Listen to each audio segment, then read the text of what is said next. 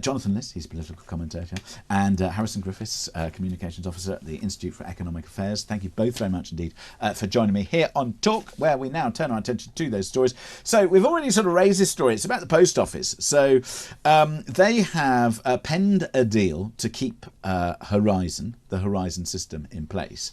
I think this is more a problem with communications as to actuality. But Jonathan, is it a mistake to keep this particular piece of software running?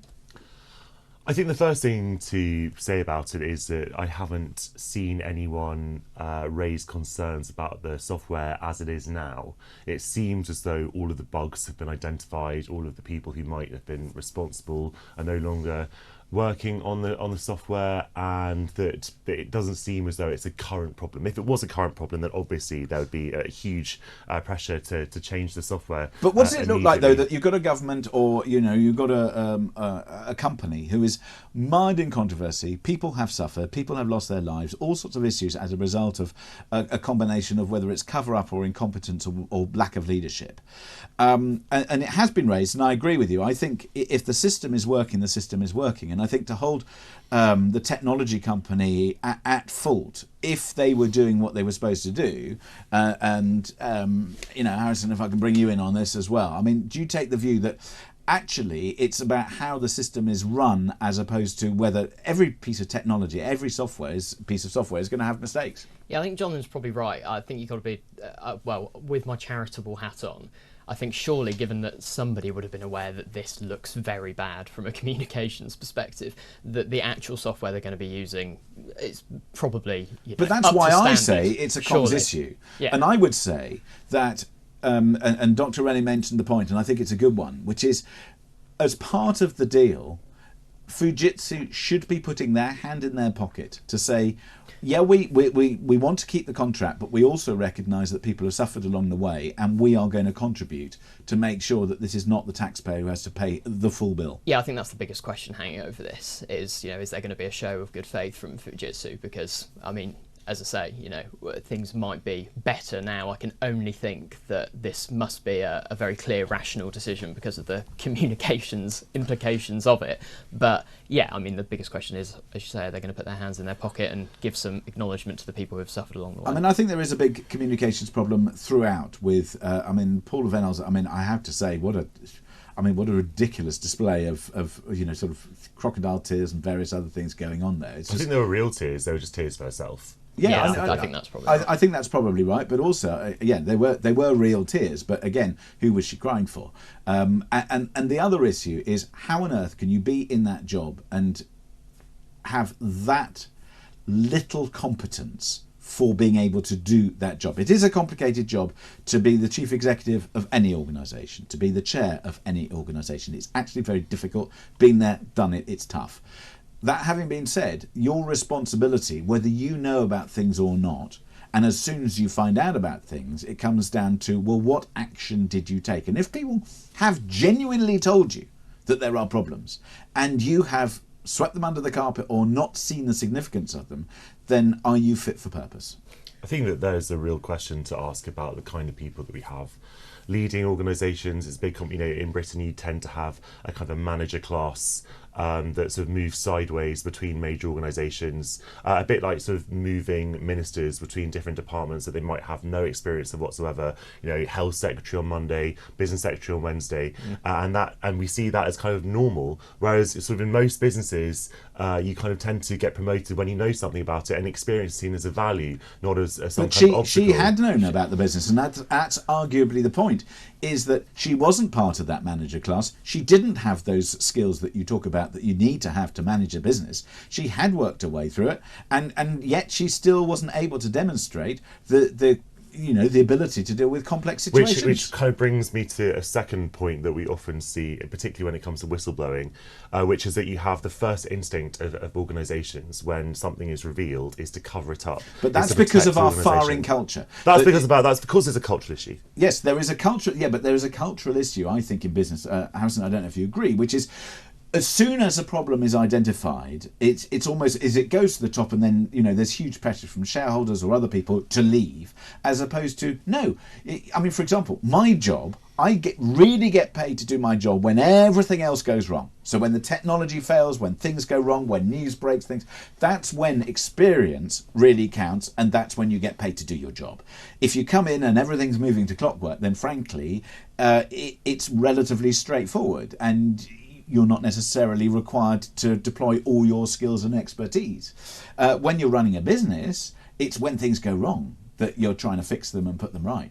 Yeah, just absolutely failed catastrophically in that regard. But I think you have to look beyond one person as well. I mean, as you're already doing, you talk about pressure from shareholders. There are an awful lot of people who failed along the way. You can't depend on fail-proof people. You can't depend on fail-proof systems. You want systems that fail well, exactly as you say, when the technology goes wrong, etc.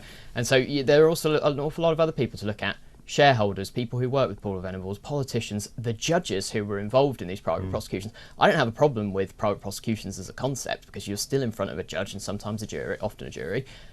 Where were they? What's going on here? Well, I think there's a lot of questions to answer, which I suppose is why we got one of the most expensive public inquiries we've ever had. Let's see whether or not it has teeth. Anyway, thank you for that. We turn our attention back to more stories, and we'll find out about the warning that has been given to both Labour and Conservative, whoever becomes the next government, that could be the most serious thing that they have to think about after the election. That story is next here on Talk.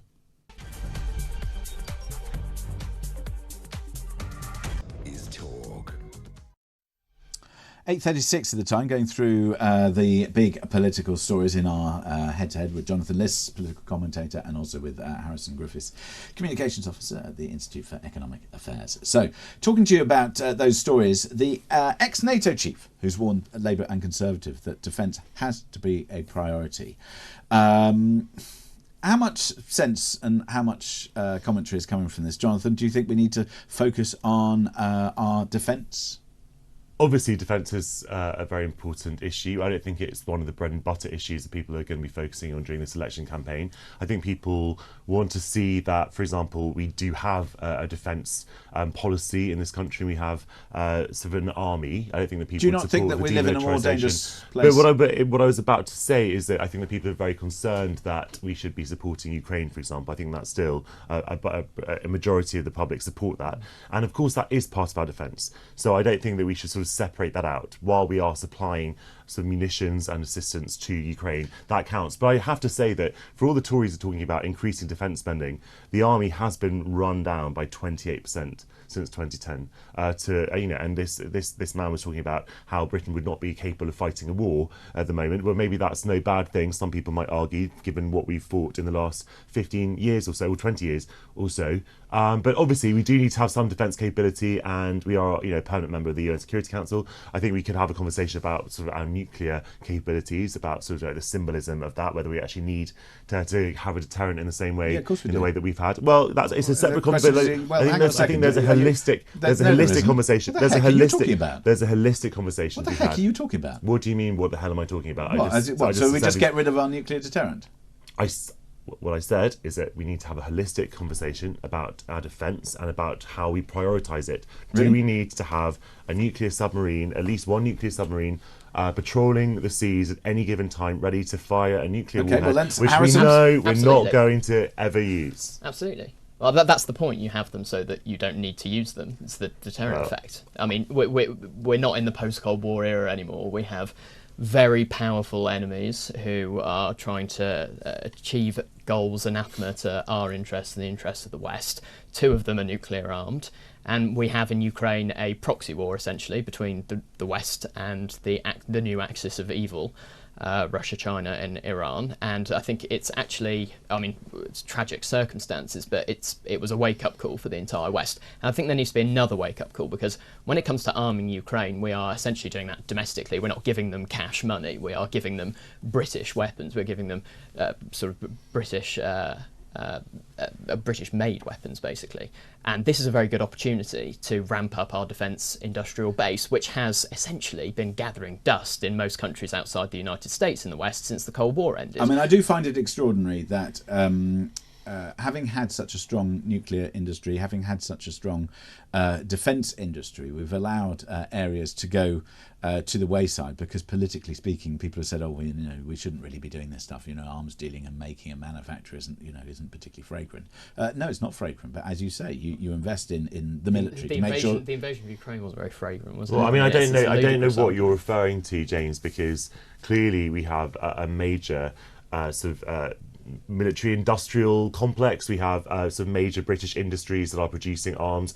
The conversation is, who are we supplying those arms to, which is an entirely legitimate conversation to have, and about are we inadvertently supplying governments, regimes that may be using these weapons in ways that might not be. We are, but then on the other hand, are we advertently doing it as well? Yes, well, exactly. But then you have to look at what has changed, if you like, in the world. That you have a look at, well, who is, for example, Iran supporting?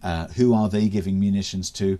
Who is Russia giving munitions to? And therefore, where are we fighting? Russia's not giving them to anyone. Russia's taking them from anyone it can get them from.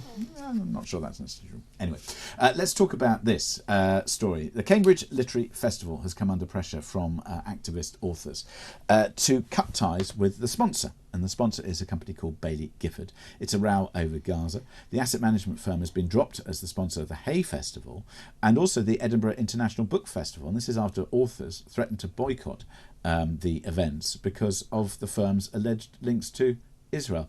What do you make of this story, Harrison?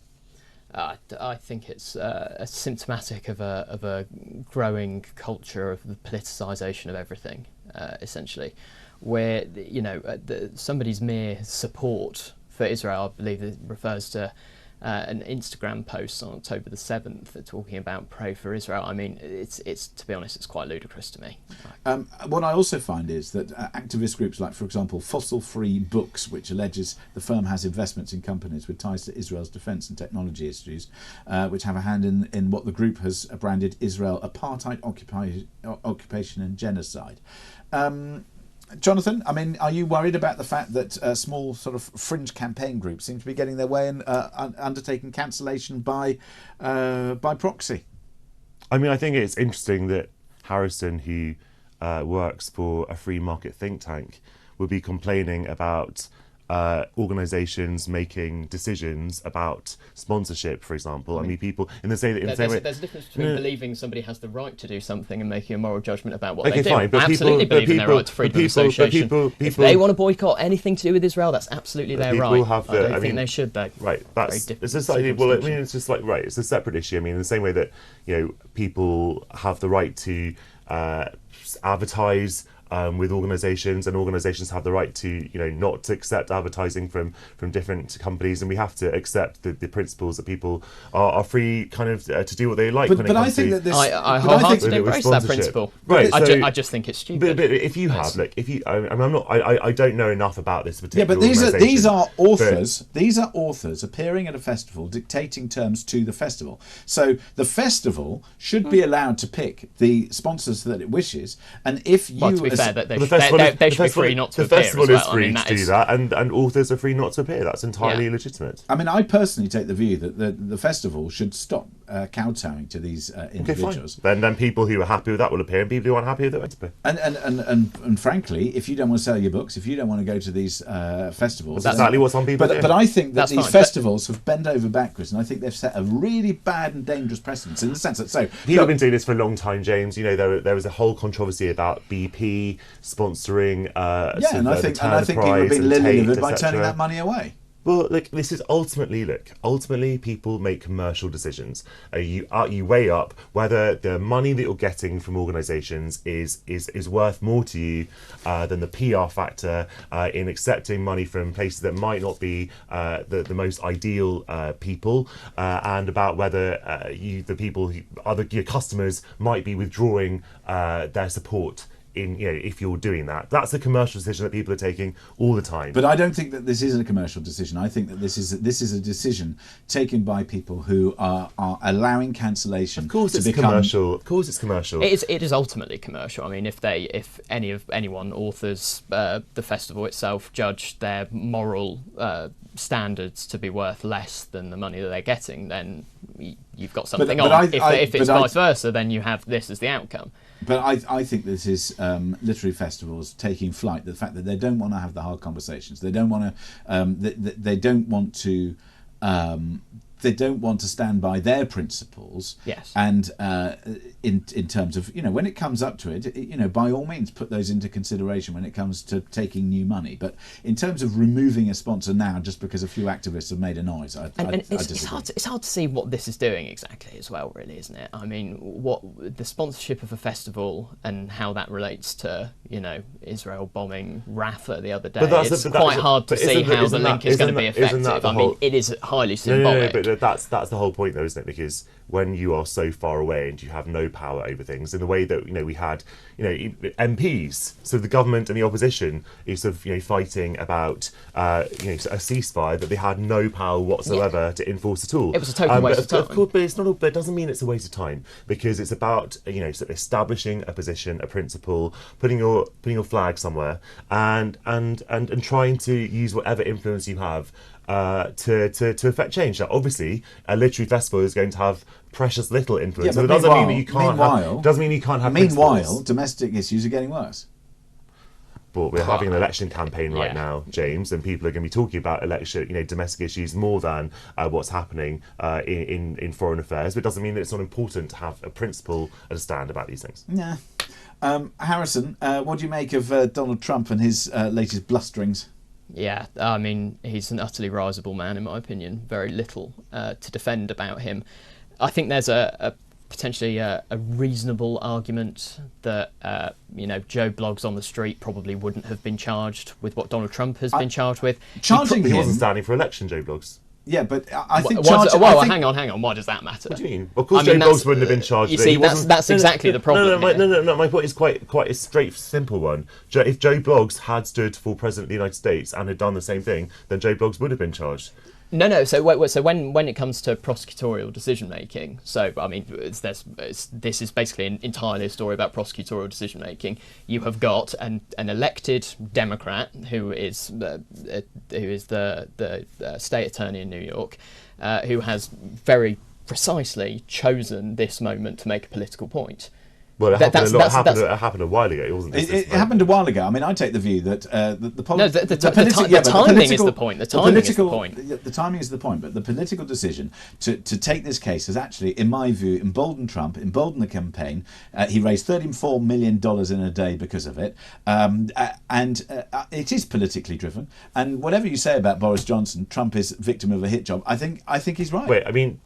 Either we believe in the rule of law or we don't. Obviously, the US has a very different legal system from ours. We don't have sort of district attorneys in the same way. We don't have sort of active politicization and people sort of seeking election to these roles, etc. Yes. That doesn't mean that it's wrong or that it's bad. It's just not our system. And so under this system, sort of prosecutors prosecute people who've broken the law. Juries decide whether the person has broken the law, just as they do in this country. The jury, which is very, very carefully selected, and a lot of people were ditched from that jury. The defence was happy with that jury. They found him guilty. We have to accept that, just as we do when people are convicted in this country. Yeah, and I just want to add to that, generally speaking, that I agree. I mean, Trump has been tried by a jury of his peers and found guilty. That is a remarkable scenario. Is he the next president? Yes or no? Yes, next president of the US? God, I hope not. And there has been a lot of hypothetical polling about this, about the impact of a conviction on Trump's polling numbers, and it seems that there is a big chunk of people who will change their mind. There is an answer.